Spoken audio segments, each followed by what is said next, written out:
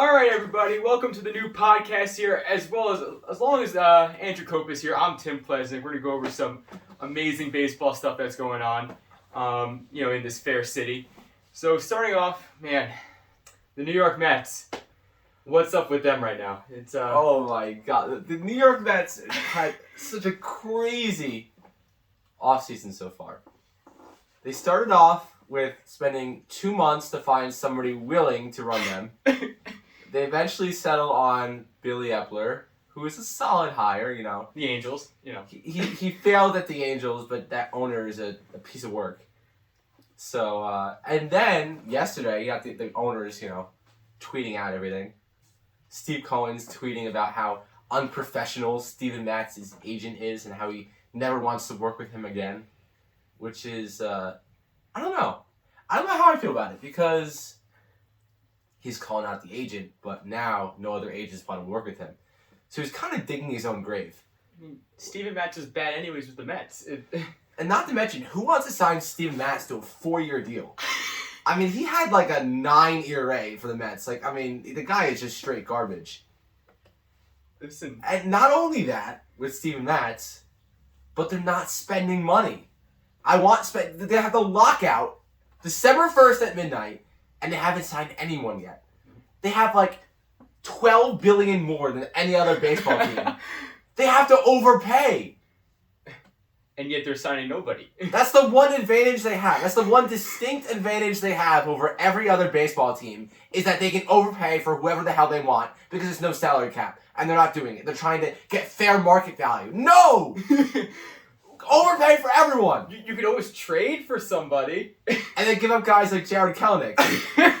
It's ridiculous. They don't have anyone to trade. Hey, at least they have Robinson Cano for 2 more years. So 1 more year. Or maybe 2 years. No, it's 2. Speaking of Robinson Cano, he just got pulled from his Dominican League start with back spasms. I'm sure that would be great for the Mets this year. That's all you need. So, Speaking of Mets and former Mets, what do you think about Zach Wheeler not getting the Cy Young Award? Well, I think that is such a disgrace, okay? The whole direction of baseball has just gone so far ridiculous.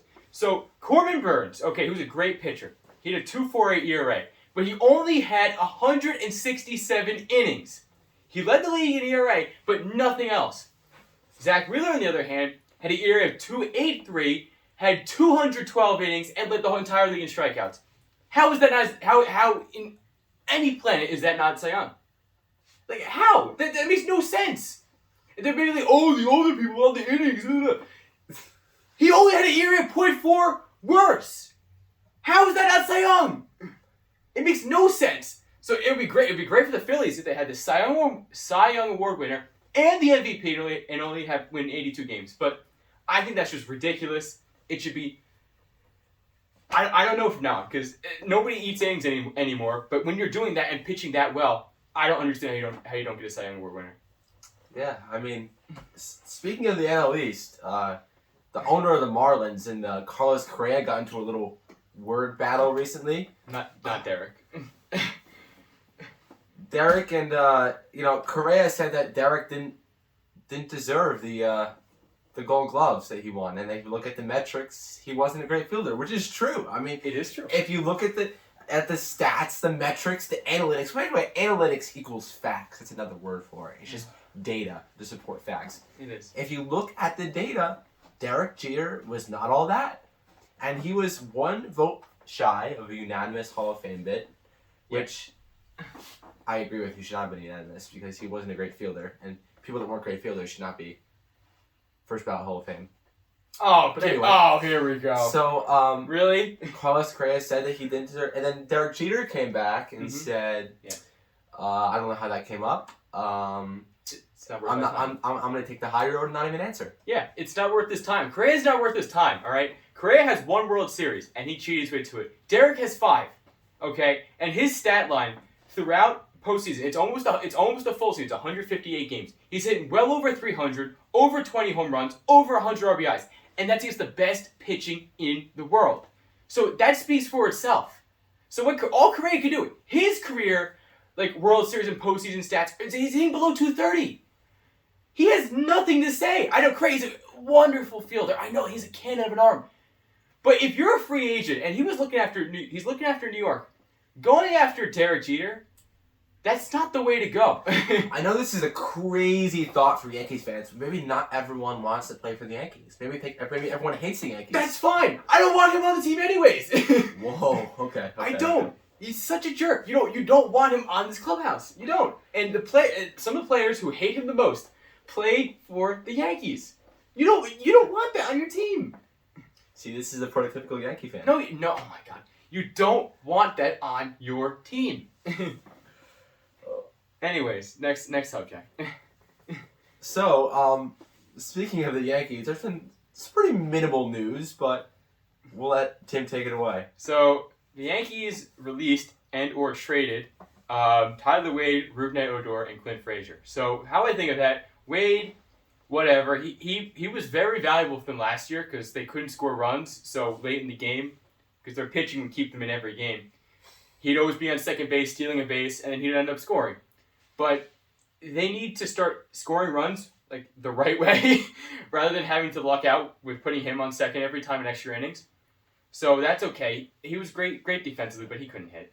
Rougned Odor, they got so much more out of him than they could have ever thought. He hit 18 home runs to them last year.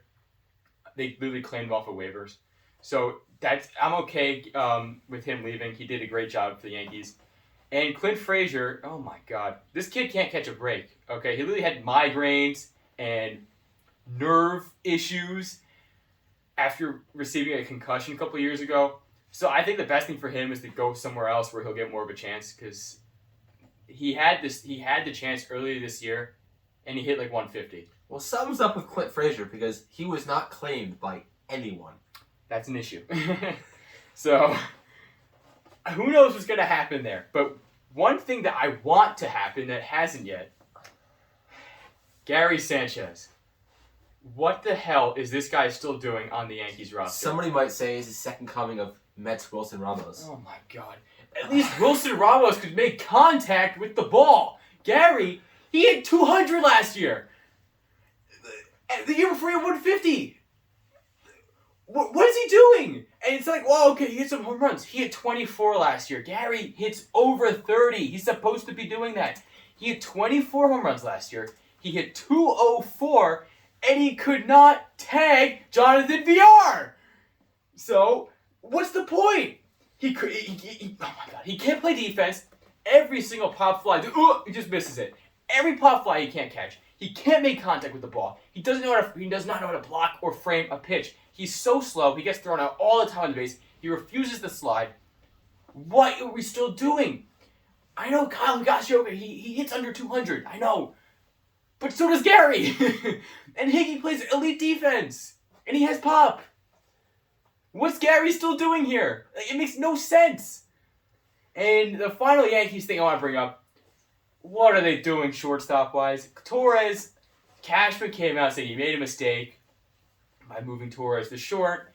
He made like 20 errors last year. It was a joke. He couldn't hit because of it, because he was in his head the whole time. What are we going to do? I mean, you have DJ at second. Okay, he's good there. He can move around, but he's getting older. Like, the problem is, and we still have for 6 more years. He's a great player. But what are we going to do? Torres is what, 24? 23? Who do they have for 6 more years? DJ. Whoa. Yeah. That's a big contract for an old guy. 7 years, $90 million.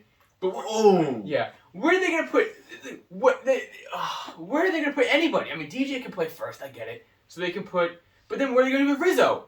How are they going to do that? Like, they have nobody first. We need lefties. It's like their situation right now, I don't know. It's like, do they need a long-term star that we're going to go over later, the 5 stars shortstops? We'll give you Lindor. No. Or, with his 230 batting average, or do they need a placeholder that can just take for now and wait for some of these up-and-coming prospects? Lindor did hit more home runs than Gary Sanchez did. Yeah. The power hitting catcher. Oh, here we go. Who can't catch a ball. Who can't catch a ball. Set the record for pass balls. So what are they going to do? That's a great question that they really need to solve because we can't going in this year having more questions. You think they should do it in free agency or the trade market? Or keep the guys who have? Exactly. It's like, what are they going to do? So that's it for the New York Yankees. The New York Mets. Our fair city here. We have our troubles when it comes to sports right now. The Jets, the Mets, the Giants. We're not getting towards it. But who knows what's going to happen. So now on to some predictions that we have here. So I have some free agent predictions that Carlos Correa, my favorite player ever, is going to the Detroit Tigers, as well as Justin Verlander, the star pitcher. And that's because they're going back. I hate to break it to you, but a few days ago, Verlander re-signed with the Astros. You didn't look over this before? He re-signed. It was like 2 years, like 40 mil or something like that. Okay, that's great. Well, fine. Correa's going to the Tigers then. Okay, AJ Hinch is the only manager who will actually accept him. Okay. Corey Seager, I'm saying he's going to the San Francisco Giants. I don't know. I feel like he's a good fit there. You know, McCovey Cove. And Max Scherzer, I think he's going back to the Dodgers because he was just so dominant for them last year. They can't be without him. And Javier Baez, the amazing shortstop. I think he's going back to the Mets. And we'll see how he feels about this. But I don't know. Okay. I don't think he's that good, but sure. Pay him up. Give Steve Cohen money. What's next? Who's also like the Yankees have a lot of players that aren't that good and strike out a lot. So I don't know if you should be talking about them. That's Yeah, but he doesn't walk. That's the thing. Neither do Yankees. All right, let's go into some different free agent predictions that I have for some different players. I have Marcus Semien signing with the Mariners. You know, this offseason is kind of different because there's a lot of baseball teams, like smaller market teams that want to spend a lot, which is good for the game. It's just not good for the Mets because they can't sign who they want to sign. But Mariners is one of those teams. You know, Mariners, Twins, Tigers, Rangers, all these teams they want to sign some guys, which is good. I have Robbie Ray re-signing with the Blue Jays. I think that's a pretty good one. I see that. You know, the Blue Jays had a really good second half last year. They had some good mojo going. Oh, I remember. And you know, they didn't really pitch much even with Robbie Ray, but they could smack the crap out of the ball. And Robbie Ray had a really good year for them. I mean, he kind of struggled late in the season, and I don't think he's that good to be honest, because he had one good year. But I could definitely see them wanting to get the gang back together again. Mm-hmm. I have Michael Conforto signing with the White Sox. The White Sox are one of those teams that fell a little short last year, and they want to start spending, you know? It was spent last year, but they were actually really aggressive at the deadline last year. But I think Conforto would be perfect for them. I think he had a down year, so he's going to be a little cheaper, but I think sealing Michael Conforto is like, he's all-star. I think Tony La Russa is going to smack him in his ass, and he'll actually start hitting again. You know, Tony Conforto is one of those like model teammate guys, so La Russa would like him. La Russa's going to love him. I have Starling Marte signing with the Astros. That's a good one. You know, the Astros are most likely going to lose Correa. Well, they will lose Correa. Yeah, they will. Because they don't want to pay him. But I can see them signing Marte. I mean, Marte's kind of old for a center fielder, you know. But he's had some good years, and I feel like whoever signs him is going to be like do a 4-year deal, and it's probably going to be like the first 2 years would be good, the second 2 years would be bad. But I feel like anytime you sign a player 30 or older to a longer contract, you kind of expect that. So I could definitely see that. One other possibility for the Astros is Trevor Story, but I don't know. I don't know who would like sign him, to be honest. I mean, 'cause the Rockies don't have the money, but he kind of only Coors Field. They're not getting him anyways. They don't know how to manage a team. And then they have the Phillies signing Chris Taylor from the Dodgers. Yeah. This would be like the classic Phillies overpay more. So, you know, Chris Taylor's one of those guys that hit like 8th for the Dodgers and hit like 250 with like 20 home runs, and everyone's calling him an all-star. Oh, the Phillies love those kind of players. You know, supposedly the Phillies want to upgrade athleticism, when in reality they'll probably stick him third in the order and hit 195 with 10 home runs. That's what the Phillies do. Okay. So that's it for my rating predictions. So now we're going to get into the 5 top-tier shortstops in free agency and where Tim and I thinks they will sign. In order. So, how good they are. So I believe, we have 5 shortstops here. Carlos Correa, I think he's the best out of the 5. I think he's going to the Detroit Tigers, as I said before. He's going to be back with AJ Hinch, his old manager from the Astros. And I think he'll be very good there. Second, I put Corey Seager. This is going to the San Francisco Giants. Who do they really have at shortstop? Donovan Solano? Wilmer Flores, I think Corey Seager's a good fit. Marcus Semien, I don't see him not going anywhere else besides the Toronto Blue Jays. He was so valuable for them last year. And if the Blue Jays want to continue this run in the AL East, which is always so tough, they need Marcus Semien. And then fourth, I said Javier Baez. Tough beating those fighting Yankees. Boy, are they great defense. Oh, they're so good. I think Baez is fourth. Okay, I can hear whatever I want from him, but I don't see him being top three. But I don't see him being higher than those three. Maybe a little bit higher than Seager, but not really. I see him go back to the New York Mets. Who knows what's going to happen? Honestly, I think the Mets with their Steve Cohen treasure chest of money, they're just going to give him a dump truck full of money, and then there you go. And then fifth, I say Trevor Story. He's underrated. I think he's going to go for like a 1 or 2 year deal. Maybe just a 1 year deal just to prove himself. I say with the Texas Rangers because the Rangers have nobody at all. They have literally nobody on their team. I think they put Trevor Story on their 1 year deal. Story will just play like himself. He had a down year last year. He'll be back to himself again, and then they can trade him for something. Someone late the pennant chase.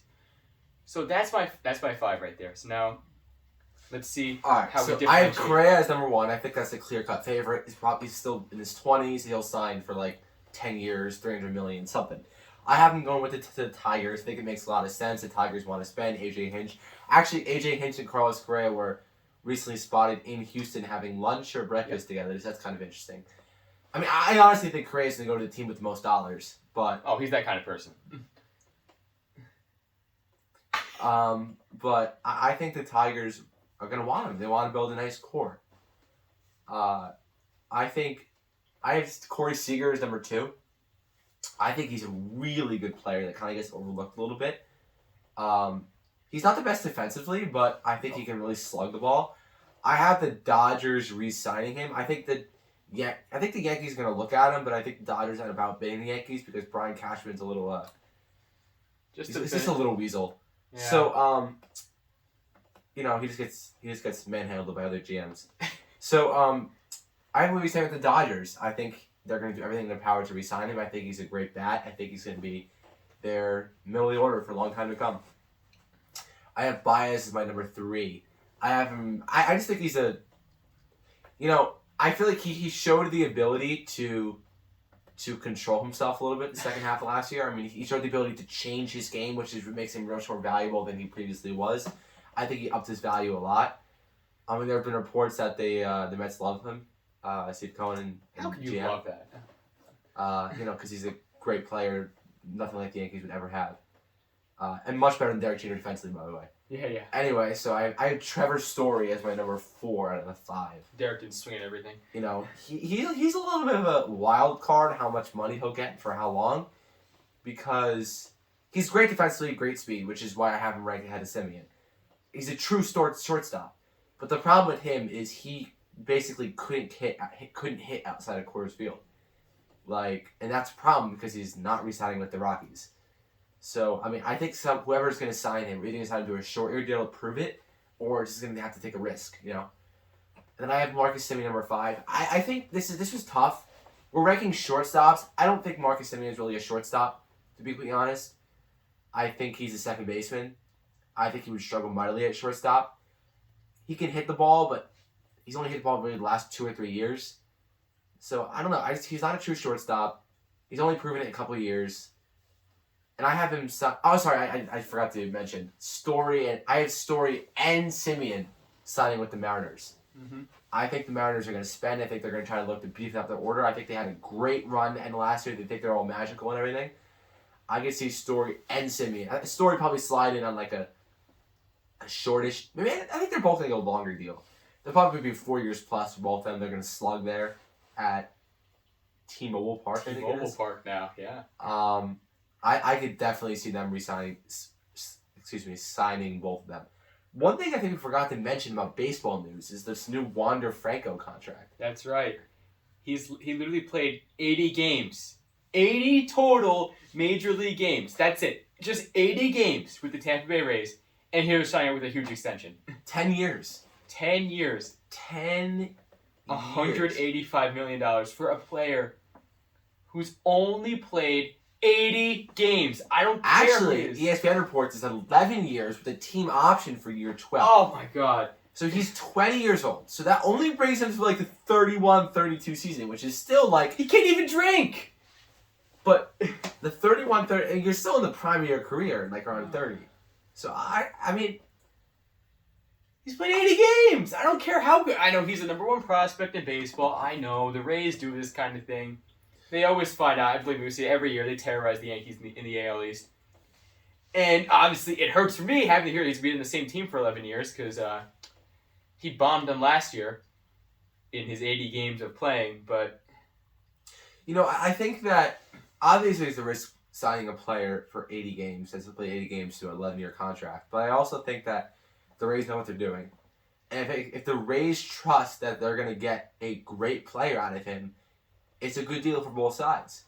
Because, again, it only brings them to... So they don't have a... If they think he's going to be a great player, there's not a ton of risk potential because he's not going to be that old when the contract runs out. So, and I also think for Wander Franco, you're saying, I'm 20 years old, you know, living off probably like ramen noodles right now. And he is like... I mean, it's the most financial security anybody can ever ask for in their life. So I think if the Rays feel confident, he'll be a good player. Which I think, I mean, he had 280 when he was 20. You know, a lot of walks, a lot of base percentage. That is good. You can't strike him out. Like, I mean, there's hitter. no reason to think that he won't be able to do it as he gets better. So Yeah. I think that I think the Rays were smart. I do. I just don't see how he turns into an awful player if he can do that as a 20-year-old player. I don't either. I just worry about the Rays because they don't spend money. So if they're spending $185 million compared to some of these other deals lately is not. It's a ton, but it's not. It's Jacoby Ellsbury money. I can't even believe I even said his name, but I think that's good for the Rays because they can build a team around him because they'll be able to develop anybody to do anything. So, and it's only $17 million a year. So if they think he's going to be a superstar shortstops and second basemen are getting paid like upwards of $30-35 million a year. Yeah. That's like half. That's good. So if you think he's going to be a great player, then there's no reason not to do that deal. It makes sense for them, and we'll see how it plays out. So we have one more thing to show you guys. Couple things. Before we end this. Couple things. Well, we have to do some predictions for the Yankees and Mets in the offseason. Oh, the Yankees are just going to blow up. All right, you got to give me two things that they'll do, specific things. Okay. One thing that they're going to do, predictions for the New York Yankees. They're going to hold on to Gary Sanchez, okay? They're going to just hold on to him and say, Frank, I'm just like, I entrust my life in Gary Sanchez. I know he knows what he's doing. He just makes a great effort. He makes no effort for anything, okay? And secondly, I think they're going to trade Joey Gallo. I think, because I kind of want them to. I don't know. Let's see. He had 160 for them last year. I think they're going to trade him just for some prospects or something like that. To somebody who maybe can use a little bit more power in their lineup because Yankees have too much of it. So that's my Yankees predictions. Gary Sanchez, man. All right. For the Mets, I definitely think they're going to re-sign Baez. I think that, I think that Steve Cohen likes him. I think that Mets fans have grown to like him after that little fiasco last year.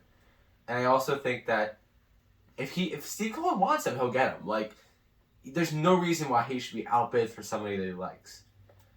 I also think the Mets will find a way to get rid of J.D. Davis. I think that or maybe Dom Smith as well.